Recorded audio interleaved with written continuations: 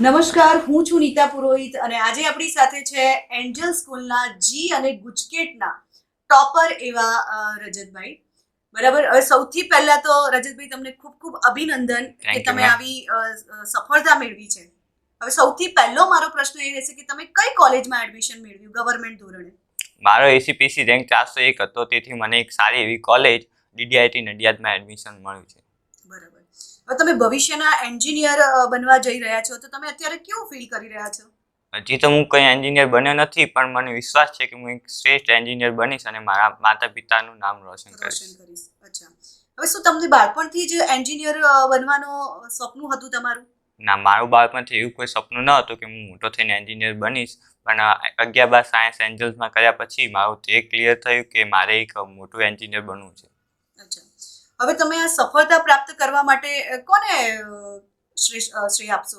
આ સફળતા પ્રાપ્ત કરવા પાછળ હું મોટા ભાગે તો મારા માતા પિતાને શ્રેય આપીશ કે જેમણે મને આ એન્જલ જેવી મોટી સ્કૂલમાં એડમિશન અપાવ્યું.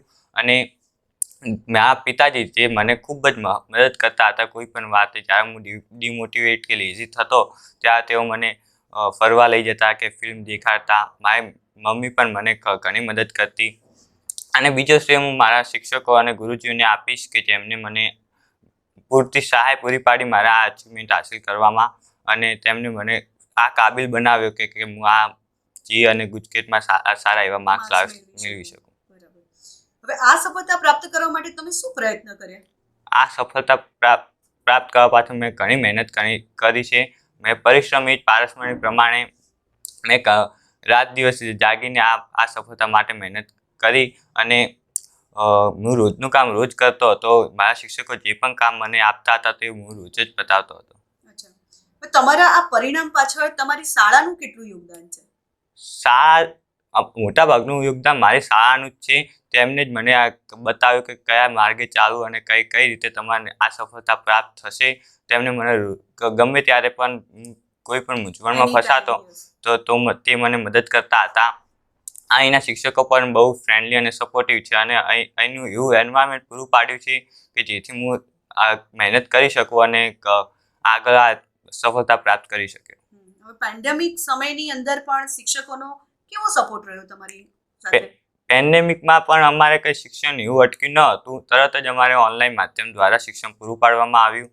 તેથી ગૂગલ મીટ અને ક્લાસરૂમ જેવી વિવિધ એપો દ્વારા પણ અમારે ઘણી બધી સહાય પૂરી પાડવામાં તમને ઓનલાઈન શિક્ષણ પણ તરત ને તરત ઝડપી ચાલુ કર્યું. તમને આપવામાં આવી. Very good.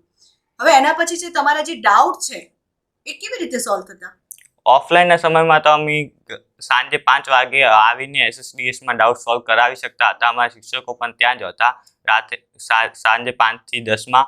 તો તે અમે ગમે ત્યારે પણ આવીને તેમની પાસે ડાઉટ સોલ્વ કરાવી શકતા હતા. અને ઓનલાઈનના સમયમાં તેઓને અમે ડાયરેક્ટ ફોન કોલ કે વિડીયો કોલ કે વોટ્સઅપના માધ્યમથી પણ ગમે ત્યારે અમારા ડાઉટ સોલ્વ કરાવી શકતા હતા. અચ્છા. એટલે એસએસડીએસના ક્લાસ પણ સ્કૂલના ઉપરાંત રાખવામાં આવતા હતા, અને એની અંદર તમારે જે પણ ડાઉટ હોય, અને ફેકલ્ટી હોય જ, એટલે જે પણ તમારા ડાઉટ હોય એ સોલ્વ થઈ જતા.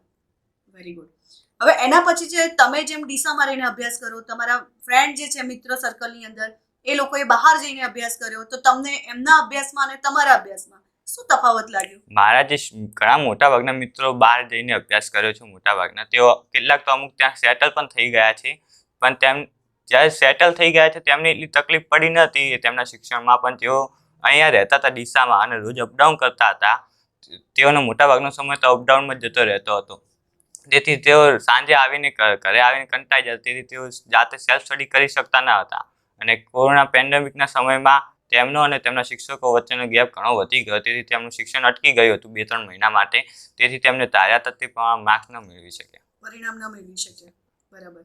હવે લાસ્ટમાં આ ઇન્ટરવ્યુના માધ્યમથી તમને જે સાંભળી રહ્યા છે એ લોકોને તમે શું કહેવા માંગો છો, જે વિદ્યાર્થી છે? મોટા ભાગના વિદ્યાર્થીઓનું સપનું હોય છે કે હું બહાર જઈને ભણું અને કોટા કે ત્યાં જઈને મારા જી અને નીટ પાસ મહેનત કરું. પણ જો તેઓ ડીસા કે ડીસાની આસપાસના કોઈ વિસ્તારમાં રહેતા હોય તો હું તેમને ચોક્કસ જણાવવા માંગીશ કે તેઓ એન્જલ્સમાં આવીને તેમનું ભણતર ભણી શકે છે અને 11/12 સાયન્સમાં સારા માર્ક્સ જેવા મેળવી શકે. એવું જરૂરી નથી કે તમે બહાર જઈને જ તમે સારી એવી સફળતા મેળવી શકો. બરાબર. તો આ હતા એન્જલ સ્કૂલના જીના અને ગુજકેટના ટોપર એવા રજતભાઈ, બરાબર, જેમને સારી એવી સફળતા મેળવી છે. આ ઇન્ટરવ્યુના માધ્યમથી જે લોકો, જે વિદ્યાર્થીઓ આ પ્રકારની જે પરીક્ષાઓની તૈયારી કરી રહ્યા છે, આઈ હોપ કે આ ઇન્ટરવ્યુ દ્વારા એમને સારી એવી મદદરૂપ એ ઇન્ટરવ્યુ થશે.